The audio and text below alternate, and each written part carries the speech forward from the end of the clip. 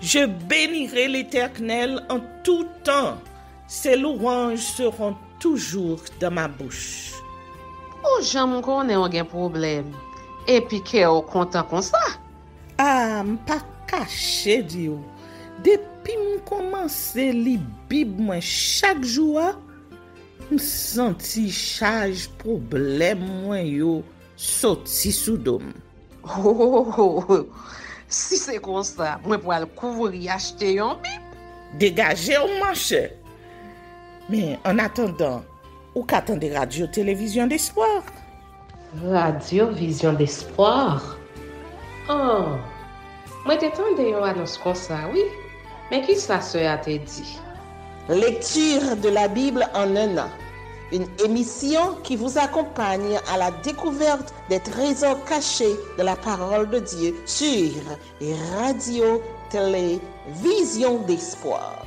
Chaque jour de 11h à 11h30 du matin, excepté mercredi 5h30, 6h de l'après-midi, samedi 7h30, 8h du matin, avec les sœurs Chantal Saint-Hubert, Claude Louis Orisma et votre servante Maudeline Maurice Hilaire.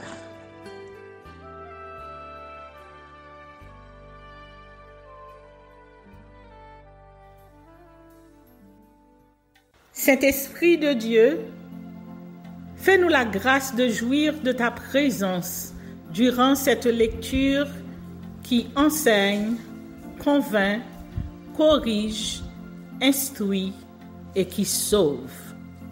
Au nom de Jésus. Amen.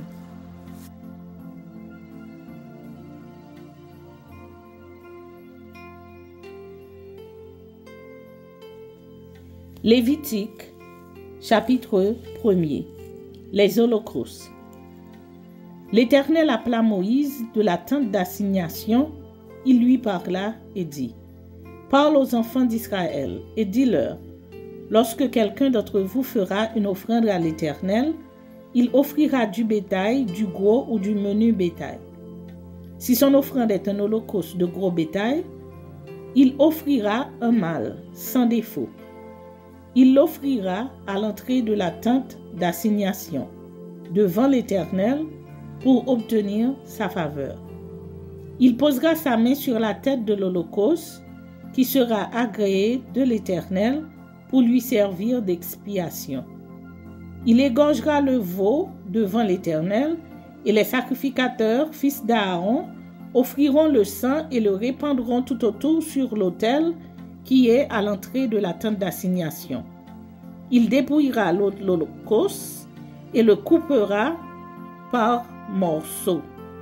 Les fils du sacrificateur, Aaron, mettront du feu sur l'autel et arrangeront du bois sur le feu.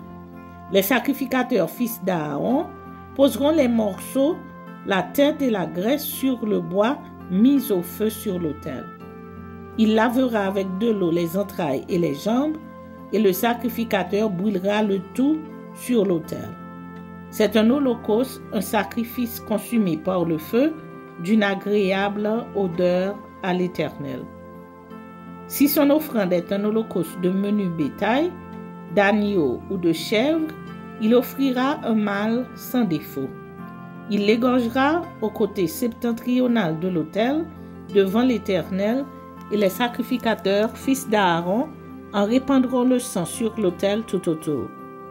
Il le coupera par morceaux, et le sacrificateur les posera avec la tête et la graisse sur le bois mis au feu sur l'autel. Il lavera avec de l'eau les entrailles et les jambes, et le sacrificateur sacrifiera le tout et le brûlera sur l'autel.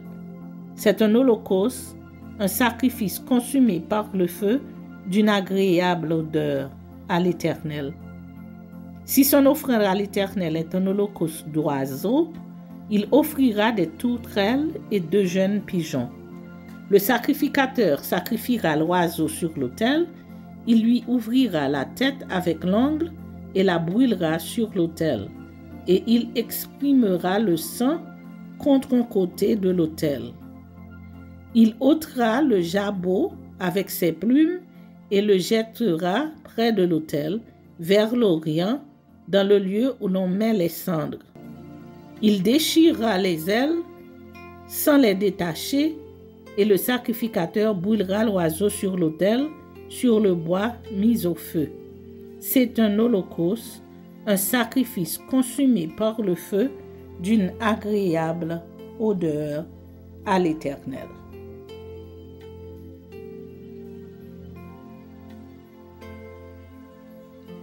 Lévitique chapitre 2. Les offrandes.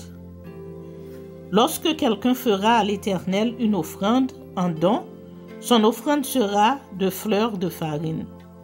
Il versera de l'huile dessus et il y ajoutera de l'encens. Il l'apportera au sacrificateur, fils d'Aaron. Le sacrificateur prendra une poignée de cette fleur de farine arrosée d'huile avec tout l'encens et il brûlera cela sur l'autel comme souvenir. C'est une offrande d'une agréable odeur à l'Éternel. Ce qui restera de l'offrande sera pour Aaron et pour ses fils. C'est une chose très sainte parmi les offrandes consumées par le feu devant l'Éternel. Si tu fais une offrande de ce qui est cuit au four, qu'on se serve de fleurs de farine et que ce soit des gâteaux sans levain, pétris à l'huile et des galettes sans levain arrosées d'huile. Si ton offrande est un gâteau cuit à la poêle, il sera de fleurs de farine pétries à l'huile sans levain. Tu le rompras en morceaux et tu verseras de l'huile dessus, c'est une offrande. Si ton offrande est un gâteau cuit sur le grill, il sera fait de fleurs de farine pétrie à l'huile. Tu apporteras l'offrande qui sera faite à l'Éternel avec ces choses-là. Elle sera remise au sacrificateur qui la présentera sur l'autel. Le sacrificateur en prélèvera ce qui doit être offert comme souvenir et le brûlera sur l'autel. C'est une offrande d'une agréable odeur à l'Éternel. Ce qui restera de l'offrande sera pour Aaron et pour ses fils. C'est une chose très sainte parmi les offrandes consumées par le feu devant l'Éternel.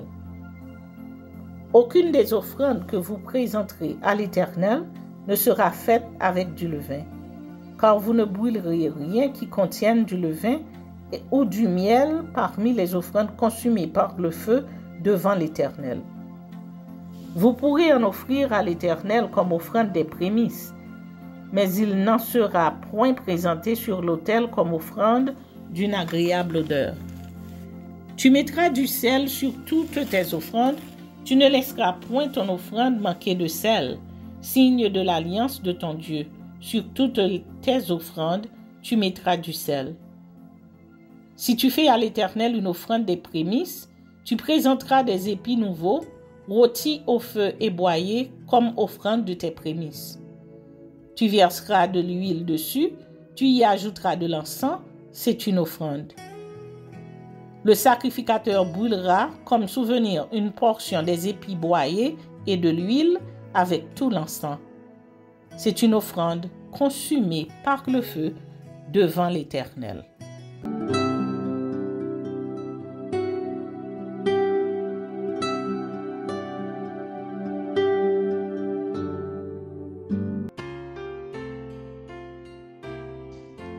Psaume chapitre 116. J'aime l'Éternel car il entend ma voix, mes supplications.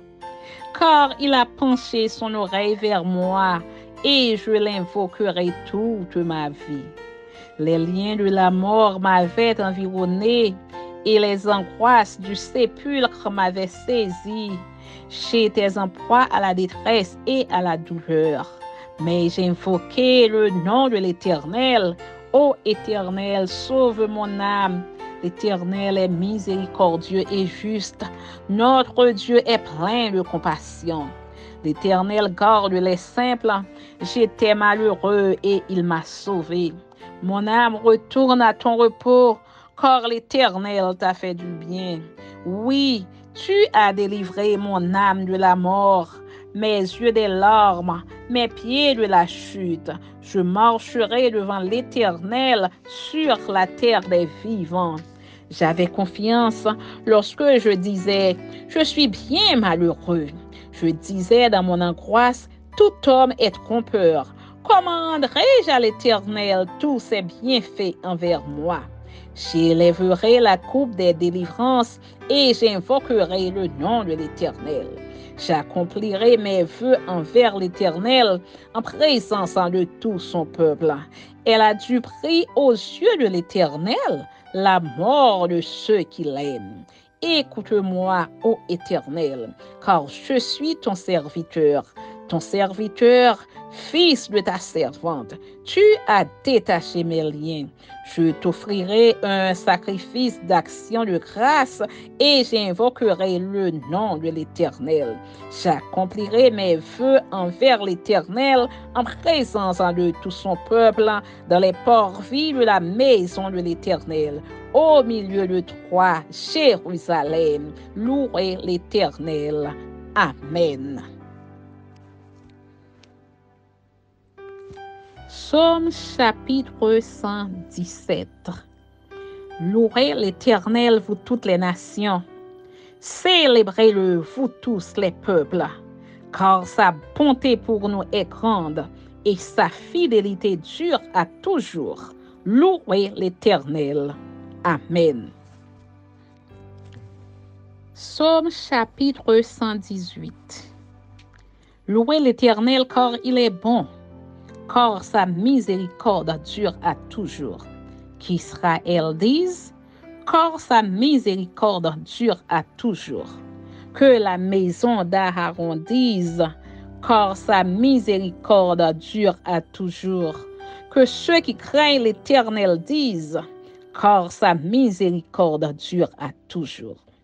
Du sein de la détresse, j'ai invoqué l'Éternel. L'Éternel m'a exaucé, m'a mis au large. L'Éternel est pour moi, je ne crains rien. Que peuvent me faire des hommes? L'Éternel est mon secours et je me réjouis à la vue de mes ennemis. Mieux vaut chercher un refuge en l'Éternel que de se confier à l'homme. Mieux vaut chercher un refuge en l'Éternel que de se confier au grand. Toutes les nations m'environnaient. Au nom de l'Éternel, je les taille en pièces. Elles m'environnaient, m'enveloppaient. Au nom de l'Éternel, je les taille en pièces. Elles m'environnaient comme des abeilles. Elles s'éteignent comme un feu d'épines. Au nom de l'Éternel, je les taille en pièces. Tu me poussais pour me faire tomber, mais l'Éternel m'a secouru. L'Éternel est ma force et le sujet de mes louanges. C'est lui qui m'a sauvé. Des cris de triomphe et de salut s'élèvent dans les tentes des justes. La droite de l'Éternel manifeste sa puissance. La droite de l'Éternel est élevée. La droite de l'Éternel manifeste sa puissance. Je ne mourrai pas, je vivrai et je raconterai les œuvres de l'Éternel. L'Éternel m'a châtié, mais il ne m'a pas livré à la mort. Ouvrez-moi les portes de la justice, j'entrerai, je louerai l'Éternel. Voici la porte de l'Éternel, c'est par elle qu'entrent les justes. Je te loue parce que tu m'as exaucé, parce que tu m'as sauvé. La pierre qu'ont rejetée ceux qui bâtissaient est devenue la principale de l'angle. C'est de l'Éternel que cela est venu. C'est un prodige à nos yeux. C'est ici la journée que l'Éternel a faite. Qu'elle soit pour nous un sujet d'allégresse et de joie. Ô Éternel, accorde le salut. Ô Éternel, donne la prospérité. Béni soit celui qui vient au nom de l'Éternel. Nous vous bénissons de la maison de l'Éternel. L'Éternel est Dieu et il nous éclaire. Attachez la victime avec des liens. Amenez-la jusqu'au corne de l'autel. Tu es mon Dieu et je te louerai. Mon Dieu, je t'exalterai. Louez l'Éternel car il est bon, car sa miséricorde dure à toujours. Louez l'Éternel, car il est bon, car sa miséricorde dure à toujours. Amen.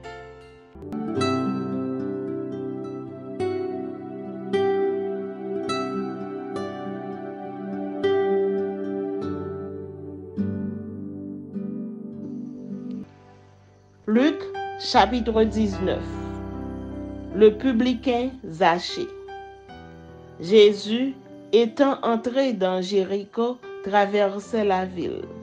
Et voici, un homme riche appelé Zachée, chef des publicains, cherchait à voir qui était Jésus, mais il ne pouvait y parvenir à cause de la foule, car il était de petite taille. Il courut en avant et monta sur un sycomore pour le voir, parce qu'il devait passer par là. Lorsque Jésus fut arrivé à cet endroit, il leva les yeux et lui dit, « Zachée, hâte-toi de descendre, car il faut que je demeure aujourd'hui dans ta maison. » Zachée se hâta de descendre et le reçut avec joie. Voyant cela, tous murmuraient et disaient, « Il est allé loger chez un homme pécheur. » Mais Zachée, se tenant devant le Seigneur, lui dit, « Voici, Seigneur, je donne aux pauvres la moitié de mes biens, et si j'ai fait tort de quelque chose à quelqu'un, je lui rends le quadruple. » Jésus lui dit, « Le salut est entré aujourd'hui dans cette maison, parce que celui-ci est aussi un fils d'Abraham, car le Fils de l'homme est venu chercher et sauver ceux qui étaient perdus. » Parabole des mines. Ils écoutaient ces choses et Jésus ajouta une parabole, parce qu'il était près de Jérusalem et qu'on croyait qu'à l'instant le royaume de Dieu allait paraître. Il dit donc, un homme de haute naissance s'en alla dans un pays lointain pour se faire investir de l'autorité royale et revenir ensuite. Il appela 10 de ses serviteurs, leur donna 10 mines et leur dit, « Faites-les valoir jusqu'à ce que je revienne. » Mais ses concitoyens le haïssaient et ils envoyèrent une ambassade après lui pour dire, « Nous ne voulons pas que cet homme règne sur nous. » Lorsqu'il fut de retour, après avoir été investi de l'autorité royale, il fit appeler auprès de lui les serviteurs auxquels il avait donné l'argent afin de connaître comment chacun l'avait fait valoir. Le premier vint et dit, « Seigneur, ta mine a rapporté 10 mines. » Il lui dit, « C'est bien, bon serviteur. Parce que tu as été fidèle en peu de choses, reçois le gouvernement de 10 villes. » Le second vint et dit, « Seigneur, ta mine a produit 5 mines. » Il lui dit, « Toi aussi, sois établi sur 5 villes. » Un autre vint et dit, « Seigneur, voici ta mine que j'ai gardée dans un linge. Car j'avais peur de toi, parce que tu es un homme sévère. Tu prends ce que tu n'as pas déposé et tu moissonnes ce que tu n'as pas semé. » Il lui dit, « Je te juge sur tes paroles, méchant serviteur. Tu savais que je suis un homme sévère, prenant ce que je n'ai pas déposé et moissonnant ce que je n'ai pas semé. Pourquoi donc n'as-tu pas mis mon argent dans une banque afin qu'à mon retour je le retirasse avec un intérêt? » Puis il dit à ceux qui étaient là, « ôtez-lui la mine et donnez-la à celui qui a les 10 mines. » Ils lui dirent, « Seigneur, il a 10 mines.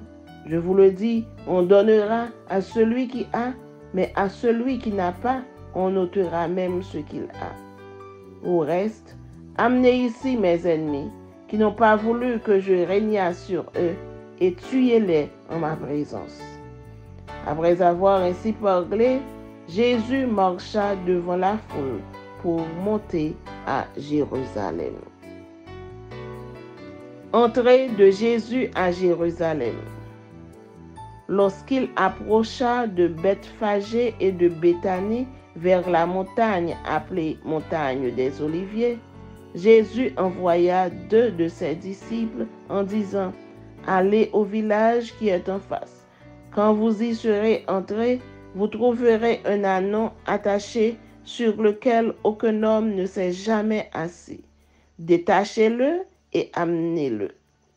Si quelqu'un vous demande: Pourquoi le détachez-vous? Vous lui répondrez: Le Seigneur en a besoin.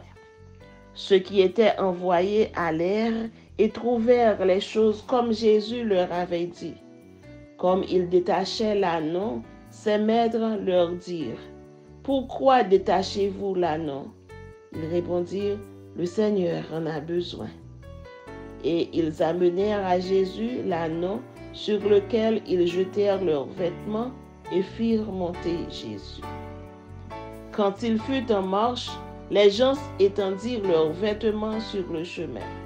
Et lorsque déjà il approchait de Jérusalem vers la descente de la montagne des Oliviers, toute la multitude des disciples, saisis de joie, se mit à louer Dieu à haute voix pour tous les miracles qu'ils avaient vus. Ils disaient: Béni soit le roi qui vient au nom du Seigneur. Paix dans le ciel et gloire dans les lieux très hauts. Quelques pharisiens du milieu de la foule dirent à Jésus: Maître, reprends tes disciples. Et il répondit: Je vous le dis, s'ils se taisent, les pierres crieront. Jésus pleure sur Jérusalem. Comme il approchait de la ville, Jésus, en la voyant, pleura sur elle et dit: Si toi aussi, au moins en ce jour qui t'est donné, tu connaissais les choses qui appartiennent à ta paix, mais maintenant elles sont cachées à tes yeux. Il viendra sur toi des jours où tes ennemis t'environnent de tranchées, t'enfermeront et te serreront de toutes parts. Ils te détruiront, toi et tes enfants au milieu de toi, et ils ne laisseront pas en toi pierre sur pierre, parce que tu n'as pas connu le temps où tu as été visité. Les vendeurs chassés du temple. Irritation des sacrificateurs. Il entrera dans le temple et il se mit à chasser ceux qui vendaient, leur disant: Il est écrit, ma maison sera une maison de prière, mais vous en avez fait une caverne de voleurs. Il enseignait tous les jours dans le temple, et les principaux sacrificateurs, les scribes et les principaux du peuple cherchaient à le faire périr. Mais ils ne savaient comment s'y prendre, car tout le peuple l'écoutait avec admiration.